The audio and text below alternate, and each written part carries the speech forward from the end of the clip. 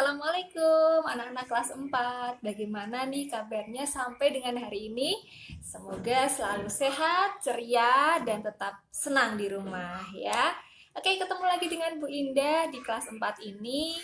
Alhamdulillah ya anak-anak ya, kemarin tema 1 sudah kita pelajari bersama dan sudah diisi ya untuk evaluasi tema 1 dan juga refleksi. Untuk refleksi silahkan kalian isi sesuai dengan apa yang kalian alami ya.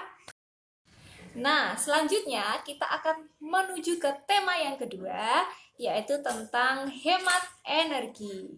Tapi sebelumnya Bu Indah ingin menyapa anak-anak tercinta Bu Indah di kelas 4. Siapa saja sih? Bu Indah lihat dulu ya. Halo Kirana, apa kabar? Isya juga, Alea yang selalu rajin, Caca bagaimana kabarnya sayang? Bu Indah kok belum melihat itu ya hasil pekerjaannya Mbak Caca ya. Rere juga yang selalu rajin, halo Rere.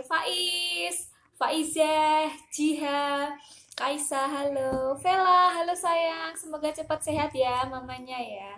Bima juga, wah narinya Bima kemarin keren sekali ya. Lucky yang baru ulang tahun, selamat ulang tahun ya sayang ya. Kemudian Wildan, ada Zidan yang baru punya adik, dan Devina, Manda, Ima, dan juga Rara. Halo semuanya. Apa saja yang nanti akan kalian pelajari di tema yang kedua? Jadi pembelajaran tematik itu adalah penggabungan antara beberapa mata pelajaran seperti bahasa Indonesia, kewarganegaraan, pengetahuan alam, pengetahuan sosial, dan seni budaya dikolaborasikan ke dalam satu tema tentang energi ya. Nah, untuk IPA atau pengetahuan alamnya nanti anak-anak akan belajar tentang sumber energi apa saja yang ada di dunia ini dan bagaimana pemanfaatannya nanti kita pelajari lebih lanjut ya. Kemudian untuk sosialnya kita akan belajar tentang sumber daya alam. Ada banyak di Indonesia terutama, nanti akan kita pelajari juga. Untuk bahasa Indonesia nanti kita akan mengulas lebih jauh tentang gagasan pokok, gagasan pendukung dalam sebuah teks. Jadi anak-anak Bu Indah harap jangan bosan-bosan untuk membaca ya, karena untuk teks bacaannya nanti akan sedikit lebih banyak, tapi pasti bisa ya. Kemudian untuk seni budayanya nanti kita akan belajar nada, tempo, lagu, jadi nanti siap-siap untuk menyanyi ya. Dan terakhir untuk kewarganegaraan kita akan belajar tentang hak dan kewajiban sebagai warga negara Indonesia. Terutama pembelajaran jarak jauh, boleh bertanya, berdiskusi dengan orang-orang yang ada di sekitar kalian. Bisa orang tua, saudara, kakek, nenek, tetangga, dan yang lain-lainnya. Nah, yang punya buku jangan lupa bukunya silahkan dipelajari. Di situ ada banyak materi, silahkan dibaca. Kemudian apabila ada latihan-latihan di situ, ada soal-soal, cobalah untuk dikerjakan. Apabila ada kesulitan, boleh menghubungi Bu Guru. Seperti itu ya. Nah, untuk menambah pengetahuan kalian atau menambah wawasan di tema yang kedua, kita simak video yang satu ini.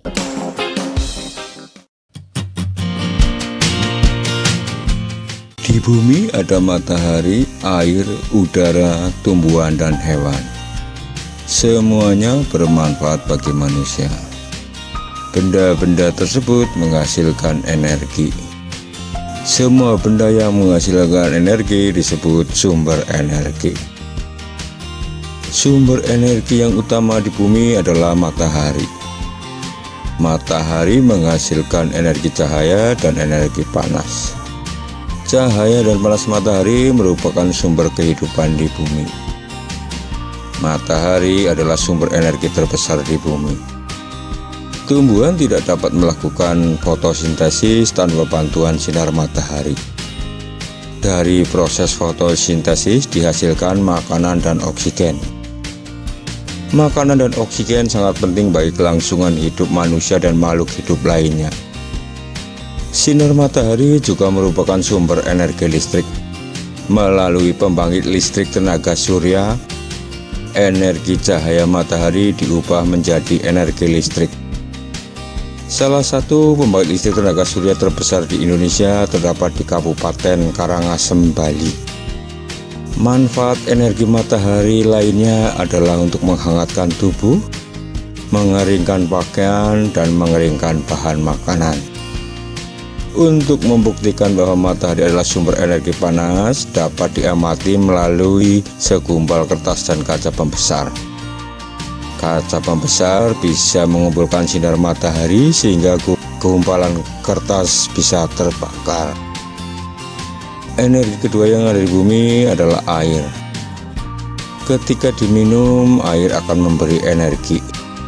Tubuh kita akan lemah jika kekurangan air. Air juga merupakan sumber energi listrik. Cara memanfaatkannya adalah air ditampung pada sebuah bendungan atau waduk. Air di bendungan dialirkan sehingga menghasilkan energi gerak. Energi gerak air menggerakkan kincir dan turbin. Gerakan kincir air akan menggerakkan generator listrik. Generator listrik inilah yang membangkitkan energi listrik.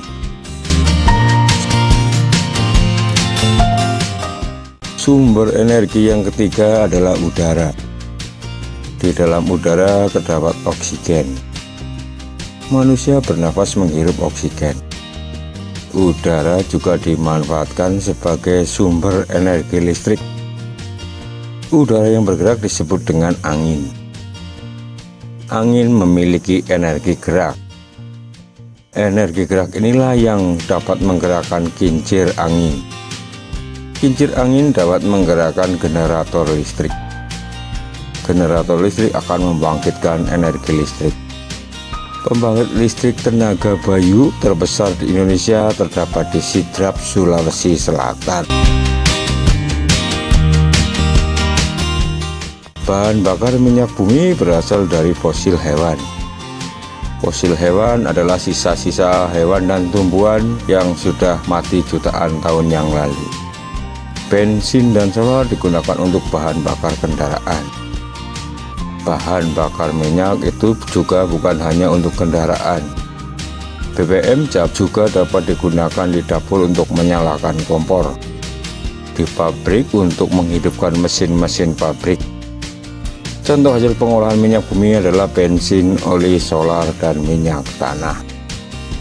Energi yang kelima adalah energi dari makanan. Manusia mendapatkan energi dari makanan yang dimakan. Energi tersebut digunakan untuk berbagai kegiatan manusia. Manusia memperoleh makanan dari hewan dan tumbuhan. Hewan memperoleh makanan dari hewan lain dan tumbuhan. Tumbuhan memperoleh makanan melalui proses fotosintesis. Manfaat makanan pada manusia antara lain untuk mengganti sel-sel tubuh yang rusak, menggerakkan organ-organ tubuh, memenuhi keperluan hidup, dan mempertahankan kelangsungan hidup. Ada beberapa cara yang dapat dilakukan untuk melestarikan sumber energi. Di antaranya adalah merawat dan memelihara tanam-tanaman, melakukan penghijauan, tidak membuang sampah atau limbah ke sumber air, dan memanfaatkan air secukupnya saja.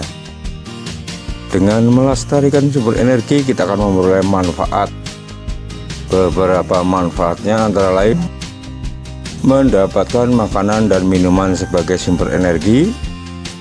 Kita dapat menggunakan lampu saat belajar. Kita juga dapat menyalakan kipas angin saat kepanasan. Selain itu, kita juga Itu tadi sedikit gambaran tentang energi. Sekarang anak-anak, untuk mengawali tema yang kedua, kita lakukan percobaan yuk. Mau tahu? Yang pertama kalian siapkan adalah berbagai macam lembar kain ya. Di sini Bu Indah mencoba membawa apa ini? Tisu ya. Kalian punya kan tisu di rumah? Kemudian kain yang lain, mungkin lap atau apapun yang ada di rumah kalian, dan yang lebih tebal sedikit Bu Indah menggunakan handuk ya. Mau diapakan sih ketiga benda ini? Kita akan mencoba untuk mengamati air, salah satu sumber daya alam yang melimpah di Indonesia, dan juga perlu kita jaga kelestarian air. Nah, tapi airnya kali ini kita gunakan untuk mencoba sesuatu ya. Ini Bunda sudah menyiapkan ini gelas ukur, tapi kalian boleh memakai wadah apapun saja yang ada di rumah kalian ya. Isi dengan air secukupnya. Nah, yang akan kita lakukan di sini adalah kita akan mencoba memasukkan ketiga bahan ini ke dalam air. Nah, seperti ini ya caranya ya. Nah, coba kalian rendam ketiga bahan tadi atau kalian boleh menggunakan yang lain. Kali ini Bu Indah 3 ya, ada tisu, ada kain lap, dan juga handuk kecil. Coba kalian rendam seperti ini ya. Pastikan ujungnya sisakan sedikit ya untuk tempat menetesnya air. Nah, kita tunggu beberapa saat ya. Kita amati mana tetesan air yang lebih dulu keluar dari ketiga bahan ini ya. Dan coba kalian cari tahu mengapa ada yang lebih cepat, ada yang lebih lambat dalam meneteskan air. Coba ya, kalian coba di rumah. Semoga berhasil. Selamat mencoba, selamat belajar ya. Assalamualaikum.